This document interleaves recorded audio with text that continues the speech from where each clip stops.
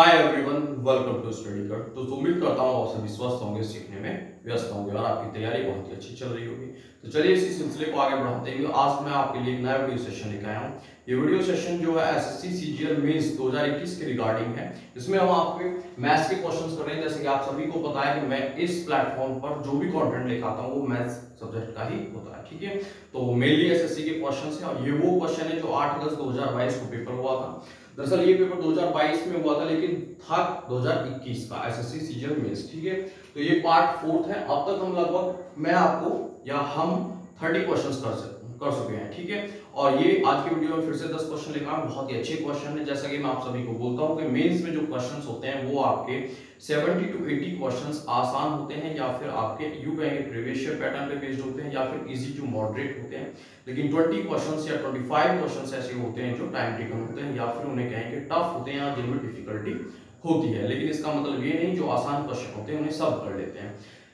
मतलब यहां से ये है कि हम एक ऐसी अप्रोच के साथ उन क्वेश्चंस को करें 70 to 80 क्वेश्चंस को, जिससे कि हम उन लोगों के बराबर में आए जो और हैं जिनका स्कोर 70 to 80 क्वेश्चंस के राउंड सभी का होता है, लेकिन हम कम समय में करके उस टाइम को सेव करें। किसके लिए? उन 20 से 25 क्वेश्चंस के लिए जो टफ क्वेश्चन है। अगर आप उन्हें टाइम देंगे या हर एक क्वेश्चंस को 1 मिनट देंगे या 50 सेकंड देंगे या 1 मिनट 10 सेकंड देंगे तो आप जाहिर सी बात है उन सभी क्वेश्चंस को कर पाएंगे।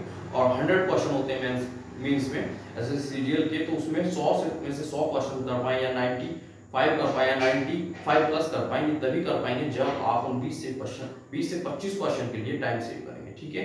तो इस वीडियो को इस क्वेश्चंस बनाने के लिए मैं मेन पर्पस जो है ये यही है कि कम समय में बनाएं और एक बेटर अप्रोच के साथ बनाएं, ठीक है। तो चलिए क्वेश्चन नंबर 1 देखते हैं, ठीक है। तो क्वेश्चन नंबर 1 आपका अलजेब्रा से रिलेटेड है। जैसा कि आप सभी को पता है कि जो एसएससी सीजीएल का या एसएससी में किसी भी फॉर्मेट का जो एग्जाम होता है, सीक्यू ले लो या सीएचएसएल, एमटीएस या स्टेनो सिलेक्शन फेज, इस तरीके से या सीएचएसएल जो भी होता है उसमें आपका अर्थमेटिक और एडवांस आता है। एडवांस में आपका होता है trigonometry, algebra, mensuration, coordinate geometry, geometry, इसलिए तो अलजेब्रा एडवांस मैथ का पोर्शन है, तो ये अलजेब्रा का क्वेश्चन है, ठीक है। अब देखिए अलजेब्रा का जो क्वेश्चन होता है उसे हम दो तरीके से कर सकते हैं, या तो आप फॉर्मूले से करें या हिट एंड ट्रायल मेथड से करें। हिट एंड ट्रायल मेथड का मतलब ये होता है कि जो भी इक्वेशन दी हुई है और जो भी वेरिएबल दिए हुए हैं आप उनकी वैल्यू पॉजिटिव या नेगेटिव लेके इक्वेशन सेटिस्फाई करा सकते हैं, और जो भी इक्वेशन सेटिस्फाई होती है उसमें जो वैल्यू रखते हैं वो फर्दर जो भी आपका प्रतिबंध दिया हुआ है, जो कंडीशन दी है उसमें रख के वैल्यू निकाल सकते हैं। इसे हिट एंड ट्रायल मेथड कहते हैं, ठीक है। तो चलिए क्वेश्चन करेंगे। अलजेब्रा का पहला क्वेश्चन है, यदि xy -6 तथा x³ + y³ 19 है तथा xy पूर्णांक है तो 1/x⁻⁻1 + 1/y⁻1 का मान बताना है, ठीक है। देखिए सबसे पहले हम इंटीजर की बात करेंगे। इंटीजर वो संख्याएं होती हैं जो पूर्ण संख्या होती है, यानी कि कैसे ये 1 2 3 4 5 इस तरीके से, या फिर -1 -2 -3, ठीक है, इस तरीके से जो फिक्स हो, जो पॉइंट में ना हो, जैसे कि 3.5 4.5 इस तरीके से ना हो, इंटीजर उन्हें बोलते हैं। ये नेगेटिव भी हो सकते हैं, पॉजिटिव भी हो सकते हैं, ठीक है।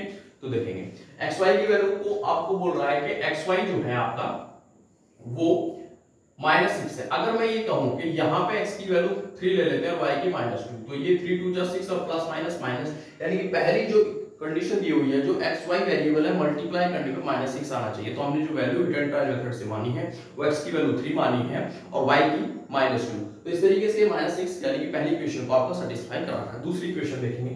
दूसरी इक्वेशन में कह रहा है कि x की क्यूब और y की क्यूब। अगर मैं x की क्यूब यानी कि 3 की क्यूब करता हूं तो 27 आता है, और 2 की क्यूब करता हूं तो क्या आएगा -8 आएगा, और माइनस करेंगे तो 19।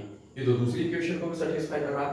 तो इसलिए हम x की वैल्यू यहां पर 3 और y की वैल्यू -2 ले सकते हैं। अब आप ये सोचेंगे कि जी मल्टीप्लाई करने पे तो और भी नंबर हो सकते हैं जिनकी मल्टीप्लाई करने पे क्या आता है 6 आ सकता है, 6 कम 6 भी आ सकता है, इस तरीके से तो हम वो भी ले सकते हैं। लेकिन बात ये है कि सेटिस्फाई कौन से वेरिएबल्स करेंगे, ठीक है, कौन से नंबर्स उनको सेटिस्फाई करेंगे, ठीक है। तो ये बात हुई। तो x की वैल्यू आपकी 3 आई और y की वैल्यू क्या आई -2। अब बात आती है इस फंक्शन, ये जो फंक्शन लिखा हुआ है, ठीक है, इसको जरा सिंपलीफाई करेंगे। अगर मैं 1/1/x लिख सकता हूं, क्योंकि जब भी किसी वेरिएबल की पावर -1 होती है, मान लीजिए 1/x की पावर -1 है तो x की पावर -1 है तो उसे हम 1/x लिखेंगे, y की पावर -1 है तो उसे 1/y लिखेंगे, ठीक है।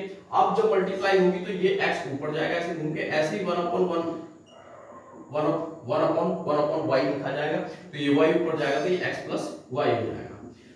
x की वैल्यू 3 थी और y की क्या थी -2, तो सॉल्व करने पे क्या आएगा प्लस का 1। तो इस क्वेश्चन का आंसर होगा 1। ठीक है, अब देखिए समझाने में इसको टाइम लगा है, लेकिन अगर आप अपने प्रैक्टिस के साथ इस क्वेश्चन को करेंगे तो हार्डली इसको आप 10 से 15 सेकंड में कर सकते हैं। ठीक है, क्योंकि बहुत ही आसान वैल्यू है। ठीक है, कोई भी डाटा इतना टफ नहीं है जिसे आप नहीं सोच सकते। 3 2 6 और 3 2 5 हो सकता है, 3 - 2 1 हो सकता है, इस तरीके से। ठीक है, तो क्वेश्चन नंबर 1 का आंसर आपको मिल गया 1 ही है। ठीक है, और पॉजिटिव का।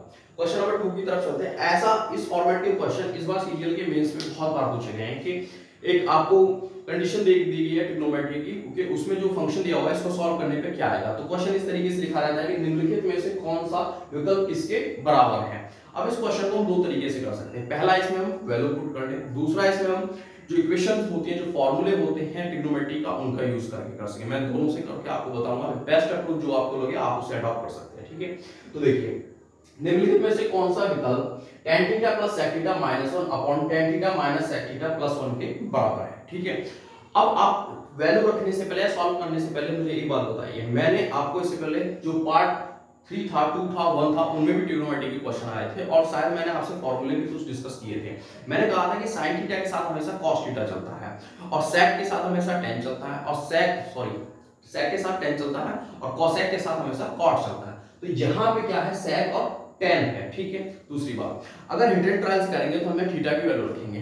जब sec के साथ क्या चलता है, tan थीटा चलता है। अगर मैं यहाँ थीटा की वैल्यू क्या रखूं आपकी 45, जो कि देखिए थीटा की वैल्यू जो हम रखते हैं 45, 30 और या 60, वो इसलिए रखते हैं, इस तरीके से रखते हैं कि जिससे कि जो कैलकुलेशन है वो आसान हो जाए। क्योंकि tan थीटा क्या होता है 1 होता है और sec थीटा क्या होता है आपका √2 होता है। तो इसमें 1 से 1 कट जाएगा यहाँ पे, और जो √2 है और √2 नीचे भी बनेगा, तो आसान कैलकुलेशन हो जाएगी। तो हम यहाँ पे पहले क्या करेंगे, थीटा = 45 रखेंगे। ठीक है, अब रखते हैं यहाँ पे, अगर मैं 45 रखूंगा तो tan 45 प्लस हो जाएगा और ये sec 45 क्या हो जाएगा √2 हो जाएगा -1, और नीचे क्या हो जाएगा, यहाँ पे 1 हो जाएगा और यहाँ पे √2 और यहाँ पे +1। इस तरीके से आगे अगर हम सॉल्व करेंगे इसको तो ये 1 से 1 कट जाएगा और √2 अपॉन यहाँ पे क्या होगा, नीचे क्या -2 हो जाएगा। अगर मैं यहाँ से रूट कॉमन ले लूं नीचे से, तो √2 कॉमन लूंगा तो √2 -1 हो जाएगा, इस तरीके से। ठीक है, तो अब देखिए क्या आएगा, यहाँ पे ये आपका कट जाएगा और ऊपर नीचे अगर मल्टीप्लाई करूंगा √+1 अपॉन √+1 से, जिसे हम कंजुगेट बोलते हैं। क्या बोलते हैं, कंजुगेट। कंजुगेट कभी भी कब होती है, जब a प्लस ib की फॉर्म होती है, जहाँ ये कॉम्प्लेक्स नंबर में जाता है वैसे वो, जब भी a प्लस √b की फॉर्म होती है तो हम क्या करते हैं, कंजुगेट करते हैं। और कंजुगेट पता कैसे चलेगा कि जब भी a प्लस √b की a माइनस √b में मल्टीप्लाई करेंगे तो a plus b a minus b बनेगा, और जिसकी वजह से 1 बनना चाहिए, तो आसान हो जाता है। ठीक है, तो यहाँ पे ये a minus b a plus b, तो a का स्क्वायर यानी कि √2 का स्क्वायर 2 आएगा और -1 का स्क्वायर 1 आएगा, तो 2 - 1 1 हो जाएगा, तो आंसर आएगा √+1। इस तरीके से।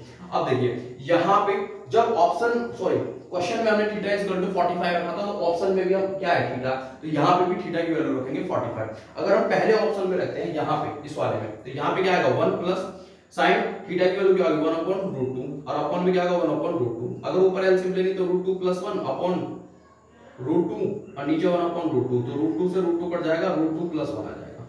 तो ये था आपका हिट एंड ट्रायल मेथड से थीटा = 45 रखने पे आंसर आएगा √2+1। तो ये एक मेथड था, आप पॉज ले सकते हैं, स्क्रीनशॉट ले लें। ठीक है, हम सेकंड अप्रोच से भी क्वेश्चन को करेंगे। ठीक है, तो इसे रफ कर लेते हैं। सेकंड अप्रोच भी आपका बहुत ही आसान है, लेकिन उसके लिए आपको एक कॉन्सेप्ट होना चाहिए, जैसा कि मैं एक बार फिर से रिपीट करूंगा कि sec के साथ अपोजिशन में हमेशा क्या चलता है, cot चलता है, लेकिन sec के साथ हमेशा क्या चलता है, tan चलता है, और cosec के साथ हमेशा क्या चलता है, cot चलता है। उसी तरीके से एक फॉर्मूला होता है, आपको अगर याद आ रहा हो, sec² theta minus tan² theta. ठीक है, तो देखिए यहाँ पे ये जो 1 है, यहाँ पे हम क्या रखेंगे, यहाँ मैं इसको लिखता हूँ tan theta plus sec theta minus इस 1 की जगह sec² theta minus tan² theta लिख लेते हैं। ठीक है, अपॉन में क्या रहेगा tan theta minus sec theta और +1। ठीक है, इस तरीके से। अब मैंने 1 की जगह क्यों लिखा है, क्योंकि sec² theta minus tan² theta की वैल्यू 1 होती है, तो मैंने रिप्लेस कर दिया उसको। लेकिन sec² theta minus tan² theta रखने से तो ये और कॉम्प्लिकेटेड हो गया, कॉम्प्लिकेटेड नहीं हुआ है, आपको लग रहा है ऐसा। ठीक है, हम इसमें एक अलजेब्रा का फॉर्मूला यूज करेंगे, a² - b²। एक और चीज मैं आपको बताना चाहूंगा कि ट्रिग्नोमेट्री के किसी भी रेशियो पे, ये ट्रिग्नोमेट्री के रेशियो ही होते हैं sin theta cos theta sec cosec, इस तरीके से cot, ये रेशियो होते हैं। अगर sec स्क्वायर थीटा कहीं लिखा हो या sec थीटा स्क्वायर लिखा हो तो इसको हम होल स्क्वायर बोलते हैं, sec थीटा का होल स्क्वायर। लेकिन ये एंगल का स्क्वायर है तो इसे हम चेंज नहीं कर सकते। तो ये आप हमेशा याद रखेंगे, जब भी ट्रिग्नोमेट्रिक रेशियो पे स्क्वायर हो तो उसे आप चेंज कर सकते हैं, यानी कि होल स्क्वायर लिख सकते हैं। लेकिन जब भी एंगल पे स्क्वायर हो, एंगल पे मल्टीप्लाई हो, एंगल पे डिवाइड हो तो आप उसे ना चेंज कर सकते हैं, कहीं भी नहीं ले जा सकते, वो हमेशा एंगल के साथ ही रहेगा। ठीक है, तो यही वो कॉन्सेप्ट यूज होगा। अब देखिए यहां गौर से देखिए, sec square theta minus tan square theta है तो ये क्या होगा, फॉर्मूला बन जाएगा a square minus b square का। तो यहां से भी sec square theta minus tan theta आएगा और sec square sec theta minus tan theta sec theta plus tan theta आएगा। और यहां पे भी है तो हम कॉमन ले लेंगे, तो tan theta plus sec theta यहां पे कॉमन ले लिया तो यहां पे तो 1 बना और यहां पे क्या का माइनस का बचेगा, क्योंकि sec theta minus tan theta जिसमें माइनस की गुणा होगी तो माइनस sec थीटा और प्लस का tan थीटा हो जाएगा। अब सेम फंक्शन नीचे लिखा हुआ है sec theta plus tan theta, इस तरीके से। ये थोड़ा अपोजिट लिखा हुआ लेकिन है सेम, तो ये कट जाएगा। अब क्या बचा, tan theta plus sec theta बचा, जिसे हम sin upon cos plus 1 upon cos लिख सकते हैं। ठीक है, तो ये जो बचा हुआ है इसे sin theta upon cos theta लिख देंगे और ये 1 अपॉन cos थीटा लिख देंगे। एलसीएम लेंगे तो 1 प्लस sin थीटा ही रहेगा, क्योंकि नीचे हमेशा एलसीएम सेम आएगा cos थीटा। तो ऑप्शन आपको फर्स्ट आंसर हो जाएगा। ठीक है, तो क्वेश्चन नंबर 2 का answer 1 plus sin theta upon cos theta आएगा, क्योंकि ये हमने इक्वेशन वाले मेथड से किया है जो फॉर्मूले बेस्ड है। ठीक है, इस तरीके जब हमने इंटेंट की वैल्यू रखी थी थीटा की तो हमें इसकी वैल्यू निकालनी पड़ी थी। ठीक है, तो क्वेश्चन नंबर 3 की तरफ चलते हैं। क्वेश्चन नंबर 2 हो चुका है। क्वेश्चन नंबर 3 जो है मेंसुरेशन का है। एक ठोस गोले की त्रिज्या 22 सेंटीमीटर है, इसे पिघलाकर समान छोटे-छोटे गोले बनाए जाते हैं जिनमें प्रत्येक की त्रिज्या 7 सेंटीमीटर है। इस प्रकार प्राप्त छोटे गोलों की संख्या कितनी होगी। देखिए, जब भी हम क्या करते हैं, किसी एक बड़े गोले को पिघला के छोटे छोटे गोले बनाते हैं तो उनका वॉल्यूम तो हमेशा सेम ही रहेगा। तो हम क्या करते हैं, छोटे गोले का बड़े गोले से कंपैरिजन कर देते हैं। ठीक है, कि कितने गोले बने होंगे तो उसको उसके बड़े गोले के वॉल्यूम को डिवाइड करते हैं छोटे गोले के वॉल्यूम से, तो संख्या आ जाएगी कि नंबर ऑफ स्फीयर कितने थे। ठीक है, हाँ, तो देखिए यहाँ पे 4/3 पाई आर क्यूब। तो देखिए गोले का जो वॉल्यूम होता है 4/3 पाई आर क्यूब, तो देखिए 42 है तो 42 होगा और ये n मल्टीप्लाई 4/3 पाई, ये 7 और 7। n वो संख्या है नंबर ऑफ स्फीयर्स की कि कितने बने होंगे। ठीक है, तो कंपैरिजन कर दिया। अब सीधा आपको दिख रहा है 4/3 पाई कट रहा है, 7 से 7 से एक बार 6 बार कटेगा तो ये कितना 3 है, तो 6 गुना बचेगा। n = 6 6 36 216, क्योंकि 6 का क्यूब होता है 216। तो बहुत ही आसान क्वेश्चन था, लेकिन कॉन्सेप्ट यहाँ ये है कि जब भी हम किसी एक बॉडी को पिघला के दूसरी बना रहे हैं तो हम उनका वॉल्यूम कभी चेंज नहीं होता, उनके वॉल्यूम को कंपेयर करेंगे और वहां से आपकी क्या रेडियस निकल जाएगी। ठीक है, आई होप कि ये क्वेश्चन आपको समझ में आ गया होगा। क्वेश्चन नंबर 4 की तरफ चलते हैं। 4 बहुत ही आसान क्वेश्चन है, लेकिन मैं एक बार फिर से बताना चाहूंगा कि आसान क्वेश्चन भले ही है, लेकिन जब एग्जाम प्रेशर होता है तो इनमें छोटी छोटी सीरीज आपकी मिस्टेक्स हो जाती है कैलकुलेशन में, जिसकी वजह से गलत हो जाते हैं और यही क्वेश्चन आपके लिए भारी नुकसान उठाने की नौबत आ जाती है। ठीक है, तो इग्नोर ना करें और इनमें टाइम सेव करें और बी केयरफुल कैलकुलेशन में। ठीक है, तो क्वेश्चन नंबर 4 की तरफ चलते हैं। रोहित की आय जो 32,000 है, यदि उसका खर्च कुल आय का 30% है तो रोहित की बचत बतानी है। अब एक बात बताइए, आय जो होती है वो हमेशा अपने आप में 100% होती है, उसमें से दो ही चीज होंगी, या तो खर्च हुआ होगा या बचा होगा। तो इसमें कह रहा है कि खर्च जो है 30% है और बचत कितनी है 70% है। तो आपसे बचत पूछिए तो डायरेक्ट क्या करेंगे, 32,000 का हम 70% निकाल देंगे। ये 2 जीरो से 2 जीरो कट जाएगा, 1 और 1, ये 2 जीरो बची यहाँ पे। 7 दूनी 14 और 7 या 21 और 1 22, यानी कि 22,400 रुपए वो बचाता है। और अगर ये पूछता आपसे कि उसकी, आप ऐसे भी इस क्वेश्चन को कर सकते थे कि 32,000 का 30% आप निकाल लें और जो आए उसे 32,000 में से घटा दें, या फिर आपने पहले परसेंटेज को घटा दिया कि 100 - 30 करने पर 17 है तो 70% निकाल दिया, या तो आप पहले अमाउंट निकाल के अमाउंट को घटा दें। ठीक है, या डायरेक्ट परसेंटेज को पहले घटा दें। ठीक है, परसेंटेज भी वही वैल्यू निकाल के देगा आपको। ठीक है, क्वेश्चन नंबर 5 की तरफ चलते हैं। एक व्यक्ति किसी वस्तु को 18% हानि पर बेचता है, यदि वह विक्रय मूल्य को 144 रुपए बढ़ा दे तथा क्रय मूल्य को 30% घटा दे तो 20% का लाभ होता है। तो मूल विक्रय मूल्य यानी कि पहले का जो सेलिंग प्राइस था वो आपको बताना है। ठीक है, तो देखेंगे अगर मैं मान लूं कि सीपी 100 है अपने आप में, ठीक है, और 18% की हानि पर बेचता है तो कितना आएगा, यानी कि 82% आपका एसपी होगा। अब ये कह रहा है कि यदि विक्रय मूल्य को 144 रुपए बढ़ा दे तथा क्रय मूल्य को 30% घटा दे, 30% घटा देगा तो 70 हो जाएगा। और इस तरीके से 20% लाभ होता है, तो या तो इसका 20% निकाल के इसमें जोड़ दो या डायरेक्ट 120% निकाल लो, तभी तो सेलिंग प्राइस आएगा। तो 2 जीरो से 2 जीरो बाहर सकते 84%। आपका सेलिंग प्राइस दिया है, पहले सेलिंग प्राइस था 82% और आपका कितना है 84%। तो 144 की वजह से कितना बढ़ा, 2% बढ़ा। तो 2% की वैल्यू कितनी आ जाएगी आपकी, 2% की वैल्यू आ गई 144। 1% की वैल्यू कितनी आ गई आपकी 72। तो आपसे पूछा है मूल विक्रय मूल्य, मूल कितना 82% है। तो हम क्या करेंगे 82 में 72 की मल्टीप्लाई करेंगे, क्योंकि 82% निकालेंगे तो मल्टीप्लाई होगा ना। तो करेंगे 2 दूनी 4 2 8 16 और ये हो जाएगा 7 दूनी 14 7 8 56 और 1 57, ये 4 6 10 7 8 8 1 9 और यानी कि 5904 रुपए उसका पहले का विक्रय मूल्य था। अब देखिए इस क्वेश्चन में कई तरीके से वैल्यू पूछ सकता है। आपसे पूछा कि पहले का विक्रय मूल्य, ठीक है। आपसे ये भी पूछ सकता था कि क्रय मूल्य कितना था, तो क्रय मूल्य कितना होगा 100% पहले का। बाद का पूछ लेता तो 70%, बाद का विक्रय मूल्य पूछ लेता तो 84% निकालते। तो चारों वैल्यू आपको पूछ सकता है, लेकिन इसने पूछा कि पहले का विक्रय मूल्य कितना होगा, तो हम 82% की वैल्यू निकालेंगे, ठीक है। क्वेश्चन नंबर 6 की तरफ चलते हैं। एबीसीडी एक चतुर्भुज है, विकर्ण AC की लंबाई 24 सेंटीमीटर है। विकर्ण AC पर शीर्ष B तथा D से बनाए गए लंब यानी कि जो परपेंडिकुलर डाले गए शीर्ष यानी वर्टेक्स से किस पे डायगोनल पे, उनका सम दे दिया, अलग अलग ना देके उनका सम ही दे दिया, ठीक है। तो यहाँ पे फॉर्मूले का लॉजिक है वो समझेंगे। तो चतुर्भुज का क्षेत्रफल ज्ञात करो। देखिए पहले बनाते हैं चतुर्भुज इस तरीके से, ये बनाया A B C और D। तो AC क्या है डायगोनल है, AC ये डायगोनल और D और B से परपेंडिकुलर इस तरीके से डाला, ठीक है। और ये तो यहाँ पे ये जो लंबाई है और ये जो लंबाई है इसका दोनों का सम दे दिया, कितना दे दिया है 10, ठीक है। तो आपको क्षेत्रफल बताना, तो ये फॉर्मूला होता है area equal to 1/P1 plus P2 और मल्टीप्लाई डायगोनल, ठीक है। 1/2 P1 और P2 क्या है, P1 और P2 ये है, लेकिन इनका सम कितना है 10। तो फॉर्मूले में भी ये सम ही होता है, दोनों जुड़ते हैं, तो हम यहाँ 10 रख देंगे।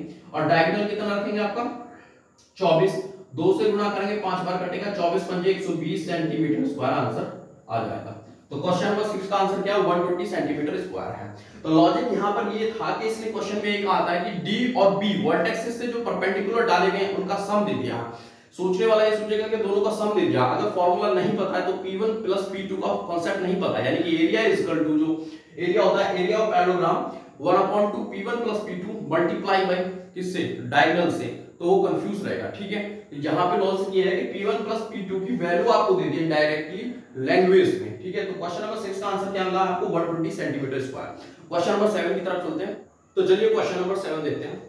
क्वेश्चन नंबर 7 क्या कह रहा है, त्रिभुज BAC और त्रिभुज PQR के समरूप है। त्रिभुज BAC तथा त्रिभुज PQR का क्षेत्रफल क्रमशः 25 सेंटीमीटर स्क्वायर और 36 सेंटीमीटर स्क्वायर है। यदि BA बराबर 4 सेंटीमीटर है तो PQ की लंबाई आपको बतानी है, ठीक है। तो देखिए दोनों त्रिभुज बना लेंगे। त्रिभुज किस तरीके से, ये आपका BAC है इस तरीके से और ये क्या है आपका PQR है। जब समरूप होते हैं तो ये भुजा इसके बराबर होती है, ये भुजा इसके बराबर और ये इसके बराबर, ऐसे ये एंगल भी बराबर होते हैं। तो देखिए जब भी ये कहते हैं कि समरूप है तो जो आपका अगर दो त्रिभुज समरूप है तो उनके जो क्षेत्रफल का जो रेशियो होता है वो उनकी संगत भुजाओं के स्क्वायर के बराबर होता है। तो देखिए कैसे करेंगे, पहले का क्षेत्रफल है 25 और दूसरे का है 36। तो पहले की भुजा क्या है BA यानी कि BA का स्क्वायर और दूसरे की भुजा BA यानी कि PQ का स्क्वायर।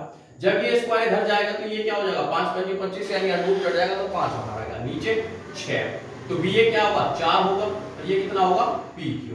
अगर मैं क्रॉस मल्टीप्लाई करूं तो PQ बराबर क्या आएगा 4 6 24 और बटे 5, 5 से डिवाइड करेंगे तो 5 चौक 20 और 5 अट्ठे 40 यानी कि 4.8 यानी कि 4.8 का आपका ये लंबाई आ जाएगी PQ की, ठीक है। तो इस तरीके से अब इसमें एक और बात याद रखेंगे, जब भी दो त्रिभुज आपके क्या होते हैं समरूप होते हैं तो उनकी जो भुजाएं होती है संगत भुजाएं, ठीक है, या फिर उनकी हाइट का भी स्क्वायर बराबर होता है, या तो संगत भुजाओं का कोई भी संगत भुजा हो, ठीक है, जैसे BA PQ AC QR BC PR के बराबर ये संगत भुजाएं इनका स्क्वायर के बराबर होगा, उनका जो क्षेत्रफल का रेशियो होगा या फिर उनकी ऊंचाइयों का स्क्वायर के बराबर होगा उनका क्षेत्रफल, ठीक है, याद रखेंगे। अब चलते हैं क्वेश्चन नंबर 8 की तरफ। क्वेश्चन नंबर 8 आपका समय कार्य से टाइम एंड वर्क के अच्छी खासी क्वेश्चंस आते हैं और टाइम एंड वर्क के क्वेश्चन की एक खास बात होती है, अगर क्वेश्चन कितना ही बड़ा हो, कितना ही लेंथी हो, अगर इसमें आपने एफिशिएंसी निकालना सीख लिया या एग्जाम में निकाल लिया तो वो क्वेश्चन भी हो गया, ये मान लीजिए। ठीक है, तो चलिए क्वेश्चन देखते हैं। ए अकेला एक कार्य का 2/5 भाग 12 दिनों में पूरा कर सकता है और ए की तुलना में बी 25% अधिक कार्य करता है, ए की तुलना में, यानी कि बी जो है आपका वो ये जो बी है ये ए की तुलना में 125% यानी कि 125/100 हो जाएगा। तो 25 पंजे और 25 चौका 100, यानी ए 4 यूनिट काम करता है और बी करता है 5 यूनिट एक दिन में। ठीक है, इस तरीके से सी अकेला उसी कार्य को बी से 12 दिन कम में कर सकता है। ठीक है, तो इनकी जो एफिशिएंसी होगी ये ए और बी की, ये क्या होगी आपकी 4:5 होगी। अगर मैं इनका उल्टा कर दूं यानी कि 5:4, तो ये इनके दिन का रेशियो होगा, काम करने का जो दिनों का रेशियो होगा वो होगा 5 और 4 यूनिट, और जो क्षमता आएगी वो 4 से 5 यूनिट आएगी। ठीक है, अब चलेंगे आगे कह रहा है सी की तुलना में डी 25% कम है, डी कम है 25% सी की तुलना में, तो सी इधर आएगा अपन में आ जाएगा इधर 25% कम है, तो यानी कि 75/100, तो आ जाएगा 25 की 75, 25 चौका 100। तो यहां से सी और डी का जो रेशियो आएगा क्षमता का वो क्या आएगा 4:3, और वैसे निकालेंगे तो 3:4 आ जाएगा, इनके क्या दिनों का रेशियो। ठीक है, क्योंकि एफिशिएंसी का जो उल्टा रेशियो होता है वो दिन का होता है, दिनों को अगर उल्टा करते मान लीजिए, अगर मैं आपसे कहूं कि हाँ जैसे ये ए 12 दिन में काम करता है, ए करता है किसी काम को 12 दिन में, तो उसकी एफिशिएंसी आपको पता करनी है, तो 1/12 हो जाएगी। ठीक है, एक दिन का एफिशिएंसी, एक दिन में वो कितना यूनिट करता है 1/12 यूनिट करता है, इस तरीके से। तो ये आपका दिनों का रेशियो आएगा, ये एफिशिएंसी का। अब देखिए ए अकेला एक कार्य को 2/5 यानी कि ए गुणा 2/5 जो है वो 12 दिन में करता है, तो 2 × 12 6 × 30, यानी कि ए टोटल कार्य को 30 दिनों में करेगा। और हर एक दिन कितना यूनिट करता है आपका, हर एक दिन 4 यूनिट करता है। जब एफिशिएंसी बदलेगी तो 5 यूनिट की वैल्यू कितनी आ जाएगी 30 यानी कि 6, और बी का कितना आएगा 6 यानी कि 24। अगर ए 30 दिन में करता है तो बी 24 दिन में करता है। अब एक क्वेश्चन में लाइन दी हुई है सी अकेला उसी कार्य को बी से 12 दिन कम में करता है। अगर बी 24 में कर रहा तो सी कितने दिन में करेगा 12 दिन कम में, यानी 12 दिन में करेगा, तो 3 यूनिट की वैल्यू 12 है, तो 3 चौक 12, ये कितना हो जाएगा 4 चौक 16। अब यहां से क्वेश्चन आपका सभी के दिनों की वैल्यू आ गई, मतलब ए करता है 30 दिन में, बी करता है 24 दिन में, सी करता है 12 दिन में, और डी करता है कितने दिन में 16 दिन में। अब वो कह रहा है कि यदि वे एक साथ कार्य करें तो कार्य कितने दिन में पूरा हो जाएगा। थोड़ा स्पेस बना लेते हैं, ठीक है, यहां पर करेंगे।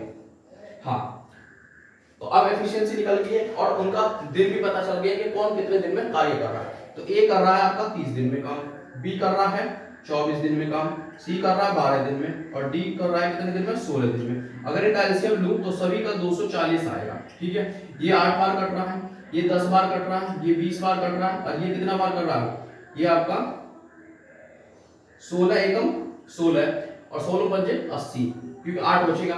तो ये अब देखिए ए की पर डे की एफिशिएंसी 8 आई और बी की 10 आई और सी की कितना आई 20 आई और डी की कितना आई 15 है। तो वो कह रहा है एक साथ काम करेंगे, तो एक साथ कितना काम करेंगे, ये 18 है और 20 कितना हो जाएगा 38, और 38 और 15 कितना आ जाएगा 53, यानी कि 53 यूनिट काम करेंगे एक दिन में। तो टोटल कितना है 240 है, कार्य 53 से डिवाइड कर देंगे, यानी कि 240/53 दिन में वो काम करेंगे। ठीक है, पॉइंट में नहीं आता लेकिन पार्ट में आ सकता है, जैसे ये 2/5 भाग कर रहा है, ऐसे यहाँ पे जो 240/53 दिन आ जाएंगे। ठीक है, तो क्वेश्चन नंबर 8 का आंसर होगा 240/53। ठीक है, क्वेश्चन नंबर 9 की तरफ चलते हैं। 9 जो है सीआई का क्वेश्चन है, कंपाउंड इंटरेस्ट का, बहुत ही अच्छा क्वेश्चन है। और इस कंपाउंड इंटरेस्ट का जो क्वेश्चन होता है उसे हम दो तरीके से करते हैं, या तो रेशियो मेथड से या इफेक्टिव परसेंटेज से। ठीक है, तो देखेंगे कैसे करेंगे। एक निश्चित राशि पर 8% प्रति वर्ष की दर से 2 वर्षों के लिए चक्रवर्ती ब्याज जो है वार्षिक रूप से, यानी कि अर्धवार्षिक, इस तरीके से नहीं कहा, वार्षिक रूप से कहा, कंप्लीट एक वर्ष के लिए 6656 है, तो समान राशि पर समान ब्याज की दर से 2 वर्षों में साधारण ब्याज क्या होगा। तो देखिए 8% की जो फ्रैक्शन वैल्यू होती है वो क्या होती है 4 दूनी 8 और ये 25, यानी कि 25 से 27 होती है, और 2 वर्ष की बात कर रहा है तो स्क्वायर कर देंगे, तो ये कितना आ जाएगा आपका 625 और ये कितना आ जाएगा आपका 729। कितना डिफरेंस है यहाँ पर, 75 तो ये है और 29 वो है, तो कितना हो जाएगा 104 यूनिट। तो 104 यूनिट की वैल्यू कितनी है 6656। तो आपसे निकलवा रहा है कितना अमाउंट, पता चलेगा तभी तो आप सिंपल इंटरेस्ट भी निकाल पाएंगे आगे, क्योंकि उसने कह दिया समान दर और समान 2 वर्षों के लिए कह दिया। ठीक है, तो हमें क्या निकालना है, मेन बात है इसकी अमाउंट की, प्रिंसिपल निकालना। तो 625 यूनिट क्या है प्रिंसिपल है, तो निकालेंगे।